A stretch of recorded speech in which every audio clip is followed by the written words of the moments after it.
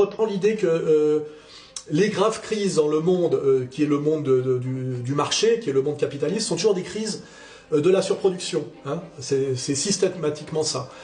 Hein. C'est-à-dire qu'à un moment donné, il n'y a plus les consommateurs pour consommer les produits, il y a la baisse tendancielle du taux de profit, il y a tous ces paramètres qu'on peut intégrer, qui peuvent être pris d'ailleurs dans la vision libérale qu'on appelle la théorie marginale de la valeur, et qu'on peut prendre aussi dans la théorie marxiste de la baisse tendancielle du taux de profit.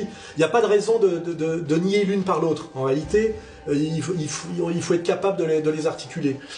Et donc, en fait, face à cette crise majeure de surproduction, il y a toujours une stratégie qui est la stratégie la plus classique, qui est la guerre. On casse tout, parce qu'une fois qu'on a tout cassé, il y a l'après-guerre, il y a les 30 glorieuses. On sait très bien aujourd'hui que quand il y a eu la crise de 29, qui est une crise du capitalisme américain, et qui vient d'ailleurs du délire boursier et de la négation du primat de la production en économie, hein, on voit qu'ils ont essayé d'en sortir par le New Deal, et qu'en fait le New Deal n'a jamais réglé la crise.